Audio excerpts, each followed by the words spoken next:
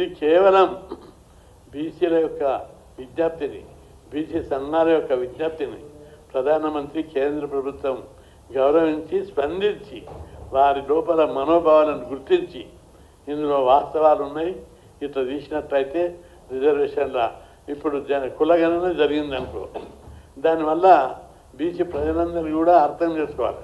చాలామంది ఊళ్ళలో అర్థమవుతలేదు. కులాల లెక్కలు తీస్తే మాకేమొస్తాయి, కులాల లెక్కలు తీస్తే మన పిల్లలకు ఉద్యోగాలు వస్తాయి, రిజర్వేషన్లు పెంచుతారు.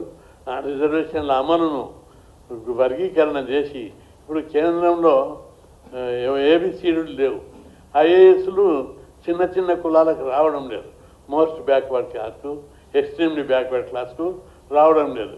ఇప్పుడు ఏబిసిడీలు చేసి జనాభా ప్రకారం వాళ్ళకు అలాట్మెంట్ చేసినట్లయితే ఒక చిన్న కులం కూడా, ఒక రజకులు, నాయబ్రహ్మణులు, వడ్డేరలు, అత్యంత వెనుకబడిన కులాలన్నీ కూడా ఈరోజు సివిల్ సర్వీస్ లోపల ఐఐటి ఐఐఎం లోపల వాళ్ళకు వాళ్ళకు అవకాశాలు వస్తాయి.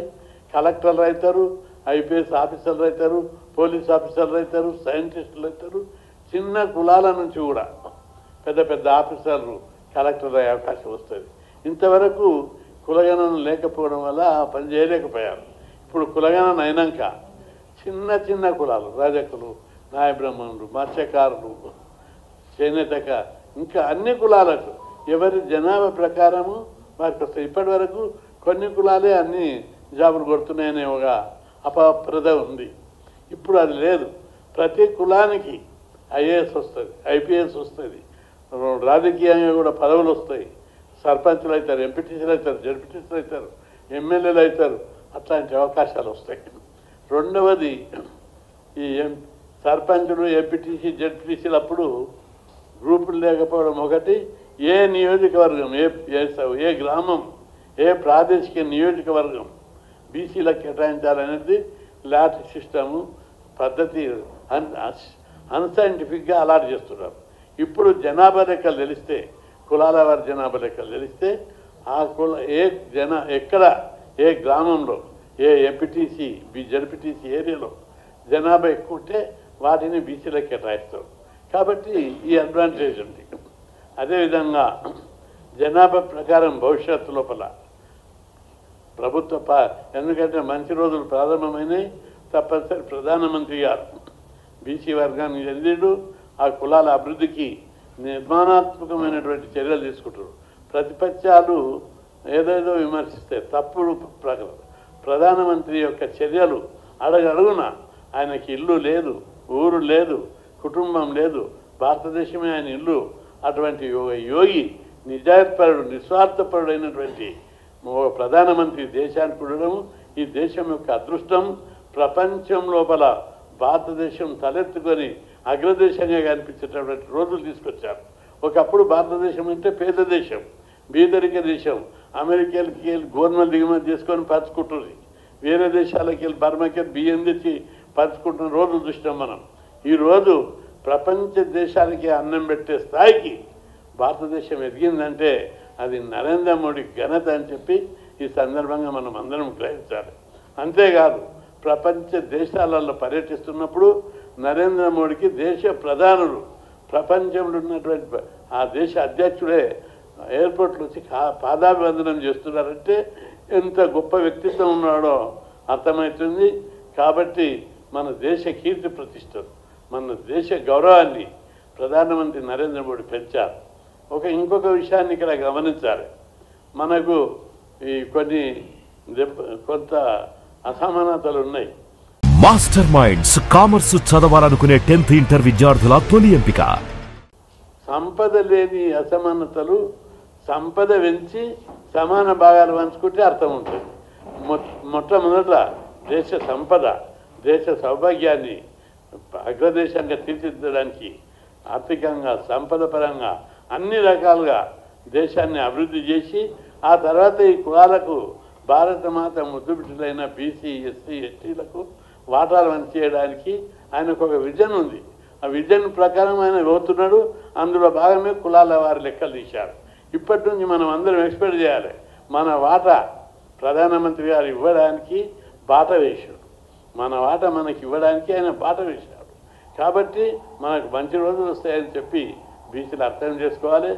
కాబట్టి బీజేపీ పార్టీ అగ్రనాయకులందరూ కూడా ముక్త కంఠంతో ఈ జనాభా లెక్కల్లో కులాల వారి లెక్కలు చేయడం వెనుక బీజేపీ పార్టీ ఉన్న అగ్రనాయకులందరూ ఆర్ఏ చీఫ్ మోహన్ భగత్ గారు కూడా ఆయన చొరవ తీసుకున్నందుకు ఆయనకు ప్రత్యేక ధన్యవాదాలు తెలుపుతున్నాం. అదేవిధంగా నరేంద్ర మోడీని యొక్క కీర్తి ప్రతిష్టలు ప్రపంచంలోనే వెలుగొందుతున్నాయి. ఇక్కడ ప్రతిపక్ష పార్టీలు సన్నాయి నొక్కులు నొక్కుతూ తప్పుడు సంకేతాలు ఇస్తున్నారు. ఏది కాదు, మీరెవరు ఏ పార్టీ కూడా బీసీని ప్రధానమంత్రి చేయలేరు. ఏ పార్టీ కూడా గతం లోపల 27 మంది కేంద్ర మంత్రులను బీసీలను చేయలేదు. ఏ పార్టీ కూడా రాష్ట్రపతులను ఉపరాష్ట్రపతులను బీసీ ఎస్సీ ఎస్టీలను చేయలేదు. బీజేపీ పార్టీ ఉన్నత పదవులన్నీ కూడా ఈరోజు ప్రధానమంత్రి బీసీ, ఉపరాష్ట్రపతి బీసీ, రాష్ట్రపతి ఎస్టీ మహిళ. ఈ విధంగా సామాజిక న్యాయం పేద కులాలకే ఉన్నత పదవులు ఇచ్చినటువంటి ఘనత బీజేపీ పార్టీదని చెప్పి మనం గుర్తుపెట్టుకోవాలి.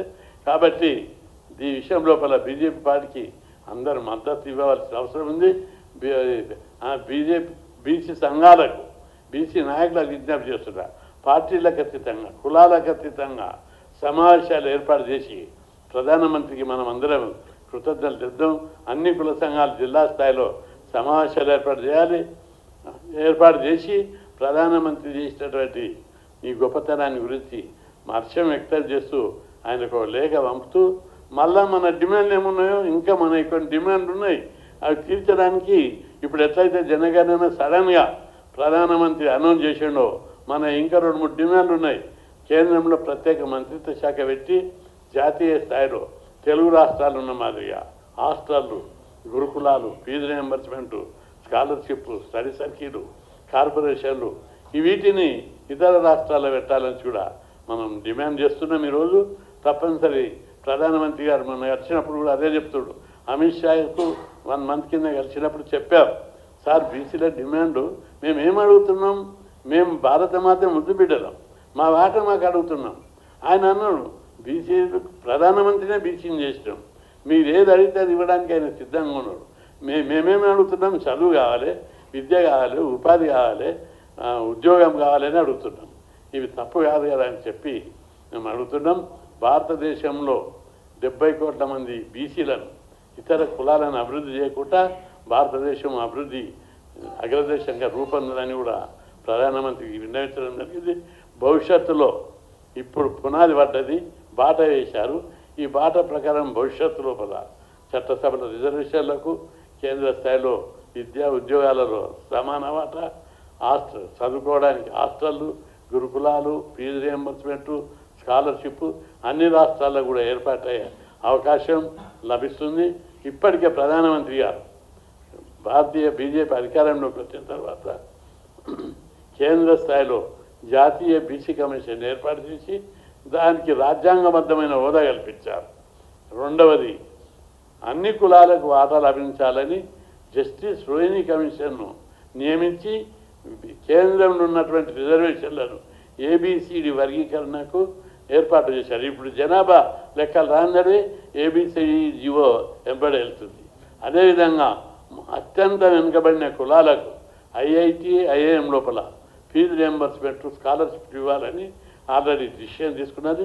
అది త్వరలో ఇంప్లిమెంట్ చేసి మాస్టర్ మైండ్స్ కామర్స్ చదవాలనుకునే 10th ఇంటర్ విద్యార్థుల తొలి ఎంపిక